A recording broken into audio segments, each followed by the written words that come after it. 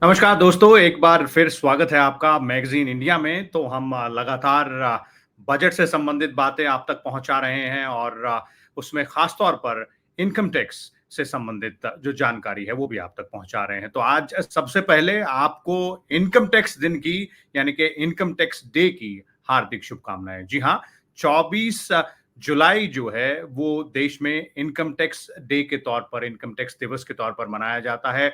165वां income tax दिवस आज है, क्योंकि आज से 165 साल पहले यानी कि सन 1860 में सर जेम्स विल्सन ने इनकम टैक्स का जो सिस्टम है उसकी भारत में शुरुआत की थी। उसकी एक लंबी यात्रा भी रही है तब से लेके अब तक। उसमें क्या खास रहा है, कौन सी वो बड़ी बातें रही हैं, वो सब हम आप तक भी पहुंचाएंगे और आपको ये भी समझाने की कोशिश करेंगे अगले कुछ मिनटों में कि सरकार को आखिर टैक्स से कितना पैसा मिलता है और खासतौर पे इनकम टैक्स से कितना पैसा मिलता है। उसकी जो जर्नी है, उसकी जो यात्रा है, वो कैसी रही है, क्योंकि ये जानना जरूरी है आपके और हमारे लिए कि हम जो अपनी गाढ़ी कमाई का पैसा टैक्स के तौर पर सरकार को देते हैं, वो कितना है और उसका खर्चा सरकार कैसे करती है, उसका ब्यौरा सरकार बजट में दे चुकी है। इस बार के बजट में सरकार का मानना है कि लगभग 12 लाख करोड़ रुपए इनकम टैक्स से सरकार को अर्जित होंगे, यानी कि वो जो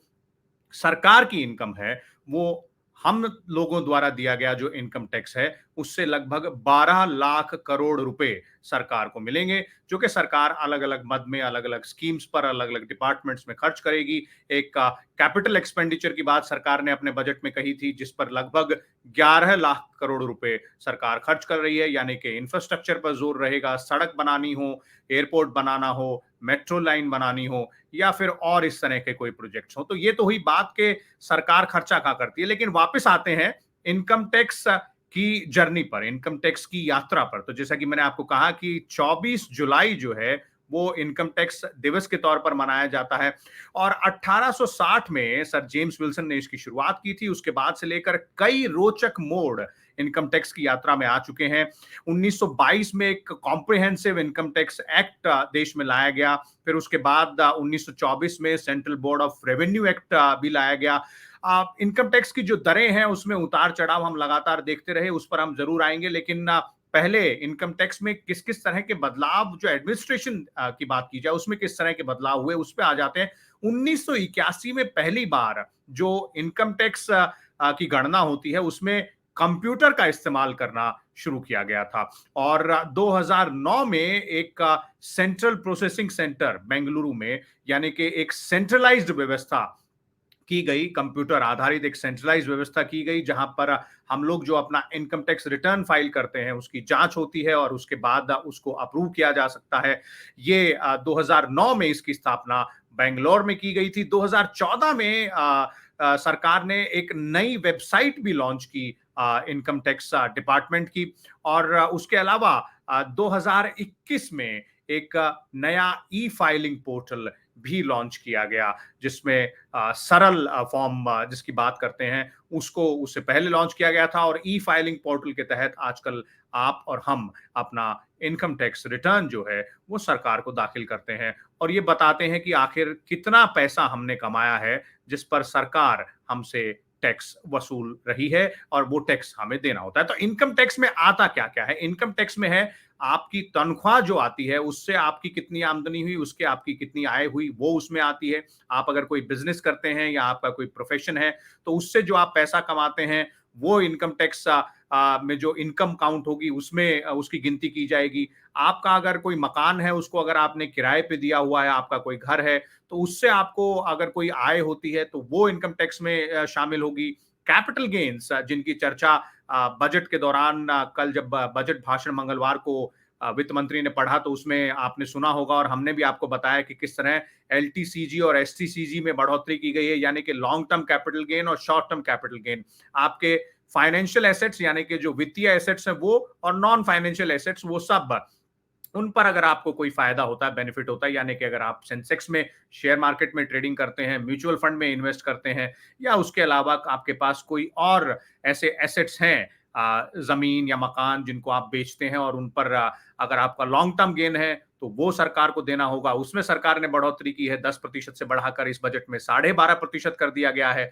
और शॉर्ट टर्म गेन अगर है तो उस पर भी आपको सरकार को टैक्स देना होगा, जो कि 15% से बढ़ाकर 20% सरकार ने इस बार कर दिया है। इसके अलावा अगर किसी और सोर्स से भी आपकी कोई इनकम होती है, यानी कि अगर आप पैसा कमा रहे हैं, तो वो भी आपके इनकम टैक्स में उसकी गिनती की जाएगी। तो इनकम टैक्स की जर्नी पर ये तो हुई बात, ऐतिहासिक बातें, लेकिन थोड़ा-सा आंकड़ों की तरफ अगर रुख करें, जैसा कि हमने आपको बताया कि इस बार का जो अनुमान है सरकार का, वो लगभग 12 लाख करोड़ रुपए का है। यानी कि सरकार अगर 100 रुपए कमा रही है, तो उसमें से लगभग 19 रुपए इंडिविजुअल इनकम टैक्स और लगभग 14 से 15 रुपए जो कॉर्पोरेट टैक्स है, यानी कि जो बड़ी कंपनियां हैं, उनसे जो टैक्स सरकार वसूलती है, उससे सरकार को मिलेंगे। लेकिन ये स्थिति ऐसी नहीं थी हमेशा। इसमें पिछले 20 सालों में और खासतौर पे पिछले 4 से 5 सालों में कई बड़े बदलाव आए हैं। सबसे पहले बात करते हैं कि कितना पैसा सरकार को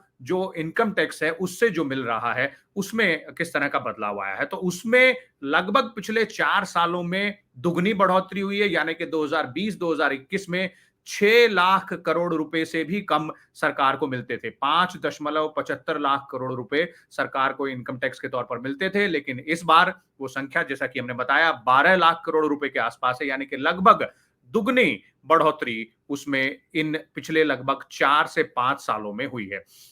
ये कैसे संभव हुआ? अब ये संभव इसलिए हुआ क्योंकि जो इनकम टैक्स रिटर्न फाइल करते हैं लोग, यानी कि हम वो लोग जो कि इनकम टैक्स का रिटर्न फाइल करते हैं, उनकी संख्या में बढ़ोतरी हुई है। 2019-20 में इनकी संख्या 6.48 करोड़ थी और वही अब 2022-23 तक पहुंचते पहुंचते लगभग 7.5 करोड़ के आसपास हो गई है और उसमें लगातार बढ़ोतरी भी हो रही है। तो ये जो बढ़ती संख्या है, यानी कि और ज्यादा लोग इनकम टैक्स दे रहे हैं, और ज्यादा लोग रिटर्न फाइल कर रहे हैं, तो उससे सरकार की आमदनी और बढ़ रही है। अब अगर पिछले 20 सालों के रिकॉर्ड पर थोड़ी सी नजर डालें और उस लेखे जो उस जो जो आंकड़ा है उसको भी अगर थोड़ा सा ध्यान से समझने की कोशिश करें, तो हमें समझ आएगा। और यहां इन आंकड़ों की तरफ मैं आपको जरूर ले जाना चाहूंगा। सबसे महत्वपूर्ण हो जाता है यह समझना कि 2004 से लेकर 2024 के बीच में क्या बदला है जहां तक इनकम टैक्स की बात है। तो 2004 में जो इनकम टैक्स था उसकी जो परसेंटेज है, यानी कि जो सरकार की आमदनी है उसमें इनकम टैक्स का हिस्सा कितना था, और अब 2024 तक आते आते वो कितना हो गया है। 2004 में इनकम टैक्स का हिस्सा सरकार की आमदनी में केवल मात्र 16% था और 20 साल बाद यानी कि 2024 में ये 30% तक पहुंच चुका है। कॉर्पोरेट टैक्स जो है उसकी हिस्सेदारी लगभग उतनी है, हालांकि उसकी संख्या में बढ़ोतरी जरूर आई है।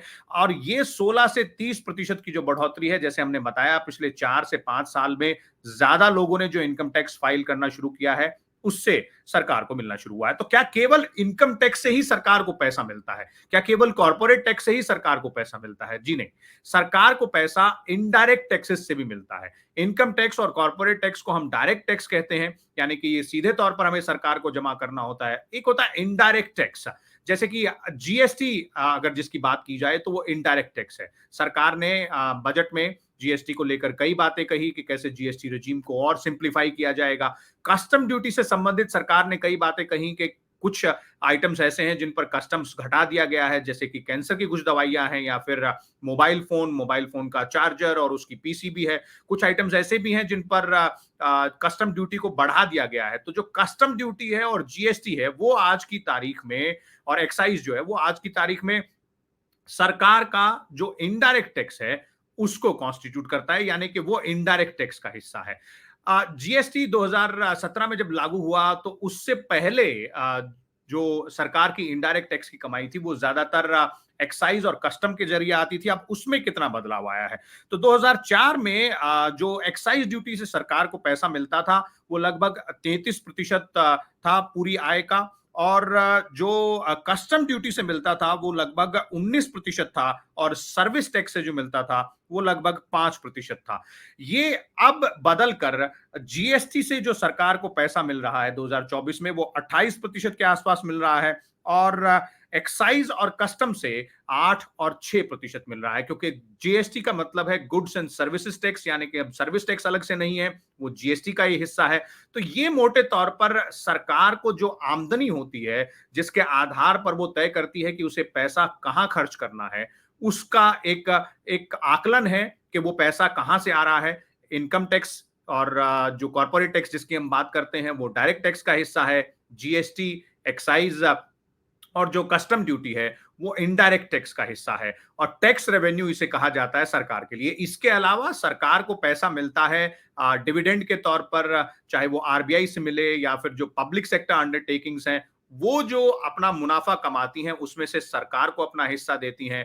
इसके अलावा सरकार की जो कैपिटल रेवेन्यू है वो भी काउंट किया जाता है। और जब फिस्कल डेफिसिट की हमने आपसे बात की थी, यानी कि वित्तीय घाटे की बात की थी, तो उसको इस तरह से समझा जा सकता है कि इस साल सरकार को लगभग 14 लाख करोड़ रुपए मार्केट से बोरो करने होंगे अपने जो खर्चे हैं उनको पूरा करने के लिए। तो ये जो फिस्कल डेफिसिट है वो इस साल सरकार ने 5% से नीचे का टारगेट रखा है, 4.9% के आसपास। तो ये थी बात मोटे तौर पर जो टैक्स रेवेन्यू है सरकार का, यानी कि टैक्स से जो आय सरकार को होती है उससे संबंधित। और क्योंकि आज इनकम टैक्स दिवस है तो हमें लगा कि आज के दिन आपको ये जानना जरूरी है कि आप जो सरकार को पैसा देते हैं वो कितना है, सरकार की आमदनी कितनी होती है, और वो सरकार की आमदनी का कितना बड़ा हिस्सा है जिसको वो अलग अलग स्कीम्स पर खर्च करती है। तो ऐसी ही दिलचस्प जानकारियों के लिए देखते रहिए मैगजीन इंडिया, जुड़े रहिए हमारे साथ, हमारे चैनल को सब्सक्राइब कीजिए और वीडियोस को लाइक और शेयर कीजिए और कमेंट करके बताइए कि वो कौन सी बातें हैं जो कि आप हमसे सरल भाषा में जानना चाहते हैं। धन्यवाद।